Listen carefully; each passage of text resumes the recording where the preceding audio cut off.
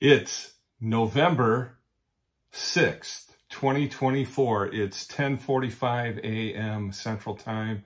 I'm wearing my Trump caucus captain hat because I'm just excited. I'm celebrating. Donald J. Trump was elected our 47th president of the United States. Results have been coming in since late last night, early this morning.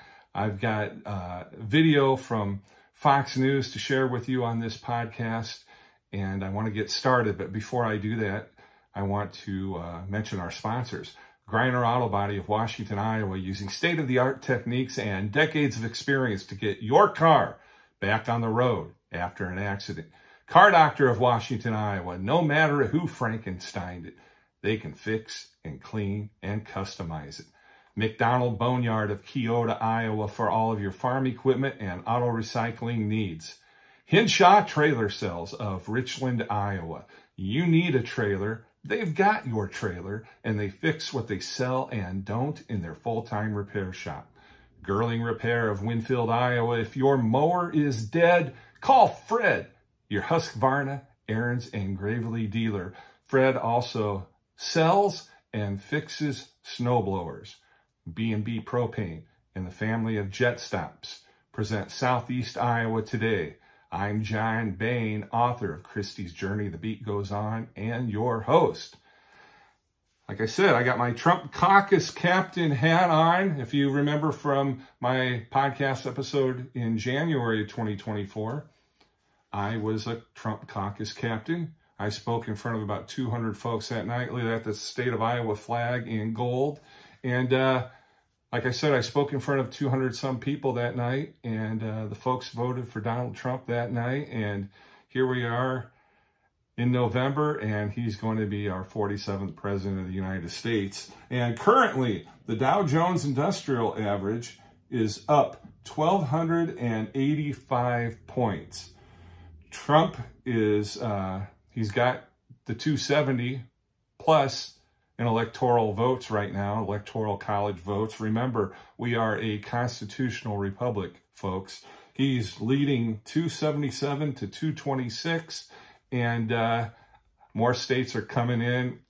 He's gonna be, if he's not at 300 or above, he's gonna be real close to it.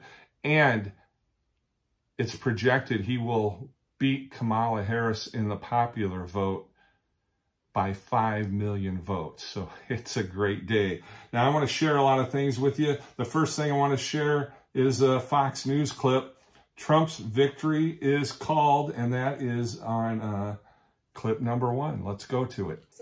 And brought him back to the White House. 47th president of the United States, former President Trump now defeats Vice President Kamala Harris, who entered this race just over 100 days ago. And for Democrats, they were projecting the possibility of running the table with battleground states. David Plouffe with the Democratic campaign of the Harris campaign suggested that just yesterday. Now it is possible that Donald Trump runs the table with these states and builds on a big landslide electoral win.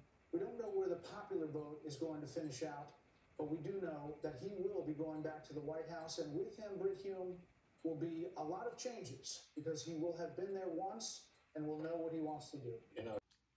As I said earlier, a historic night. Let's go to cut 2. The crowd goes nuts when Fox News announces Trump's victory. A long campaign for the former president, for all of us, the press corps that have been following him around now for more than a year. The crowd went absolutely nuts when Fox News called it here, and people were hugging each other, they were high-fiving each other, the people were on FaceTiming. I think they were just couldn't believe it that this happened tonight, and they didn't have to wait days and days and days. We are now awaiting the former president to take the podium. He is here in the building, as is his running mate, now Vice President-elect J.D. Vance. They're backstage. We were told they were going to come out as soon as the election was called, and so now we're just waiting. We asked for a 2-minute warning. I don't know if we're going to get one, but hopefully we will see him soon. And so I just want to add a little bit of perspective, just as a Capitol Hill reporter that's been covering the former president for a while.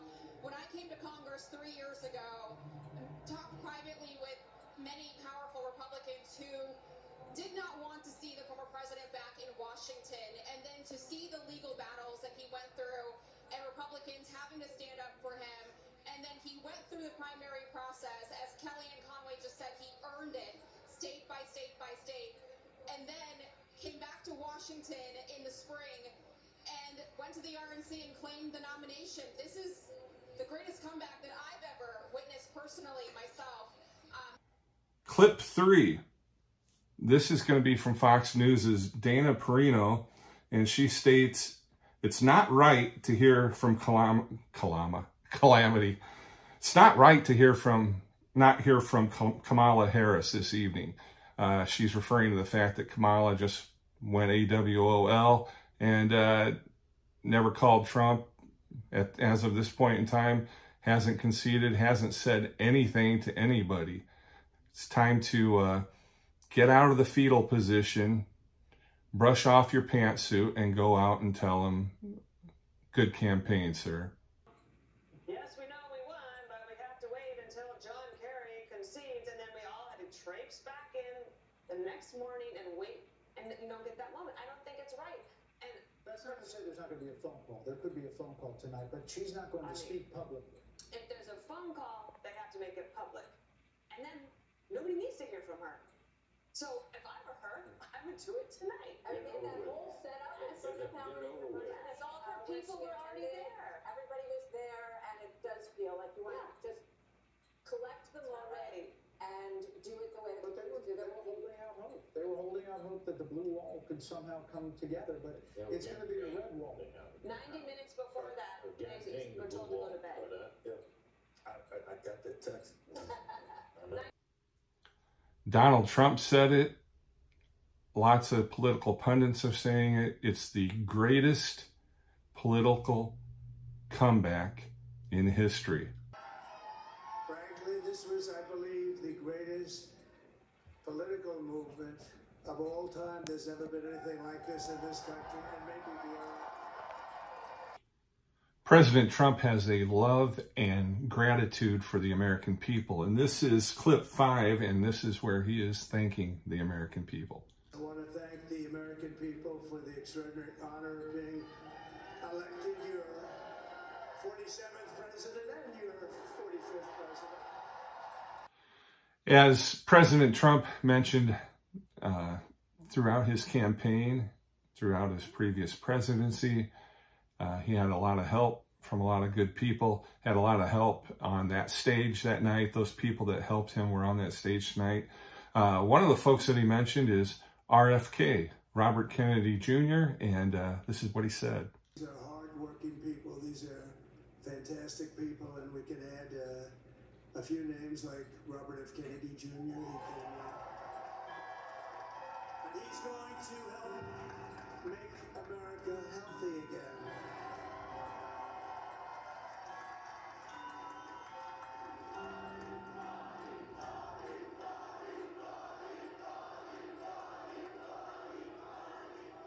And now he's a great guy, and he really means it. He wants to do some things, and we're going to let him go to it.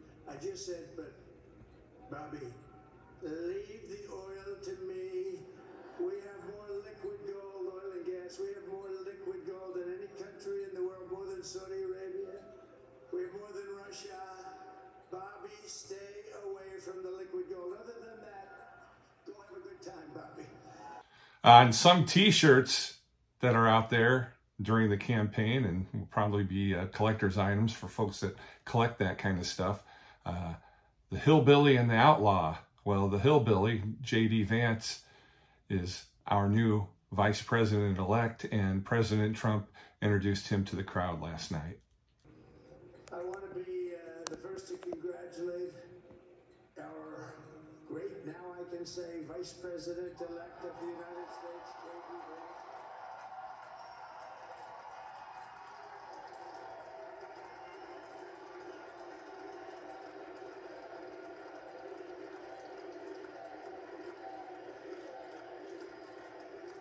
His absolutely remarkable and beautiful wife, Usha Vance.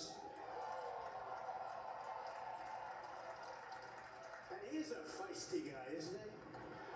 You know, I've said, go into the enemy camp, and you know the enemy camp is certain networks. And a lot of people don't like to, sir, do I have to do that? He just goes, okay. Which one? CNN, MSDNC? He'll say, all right, thank you very much. He actually looks like, he's still like the only guy I've ever seen. He really looks forward to it, and then he just goes and absolutely obliterates it. Say a couple of words here.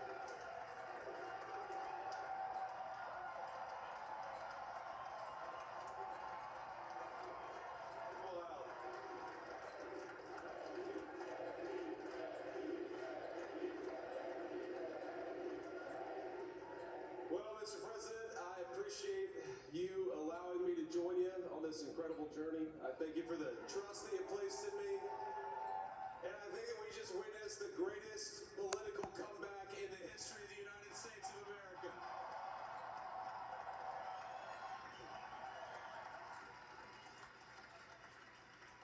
And under President Trump's leadership, we're never going to stop fighting for you, for your dreams, for the future of your children. And after the greatest political comeback in American history, we're going to lead the greatest economic comeback in American history under Donald Trump's leadership. Now, one thing we all need to remember, we need to have our victory lap. We need to have this moment to celebrate. And then we need to get to work. And that means we have to work on both sides of the aisle. It's going to be a lot easier because it looks like there's going to be a Republican majority in the Senate and possibly even in the House of Representatives. So that's going to make things a lot easier. But there's a lot of good people in the Democratic Party that are not what we would call woke or want us to be a socialist communist nation. And those folks, we can work with them and they can work with us. And let's hope and pray that in the next 4 years, that is what's going to happen. It's an incredible time right now. We need the Lord in our lives. And President Trump mentions how God spared his life. And that's going to be in this final clip that I show you. Clip 8. Let's go to that right now. Many people have told me that God spared my life for a reason.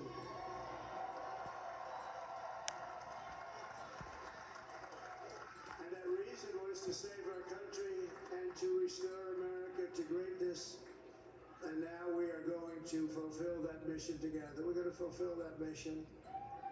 The task before us will not be easy, but I will bring every ounce of energy, spirit, and fight that I have in my soul to the job that you've entrusted to me. This is a great job. There's no job like this. This is the most important job in the world. Just as I did in my first term, we had a great first term, a great first term. I will govern by a simple motto: promises made, promises kept. We're going to keep our promises. Nothing will stop me from keeping my word to you, the people. We will make America safe, strong, prosperous, powerful, and free again. And I'm asking every citizen all across our land to join me in this noble and righteous endeavor. That's what it is. It's time to put the divisions of the past 4 years behind us. It's time to unite. And we're going to try, we have to try, and it's going to happen. Success will bring us together. I've seen that.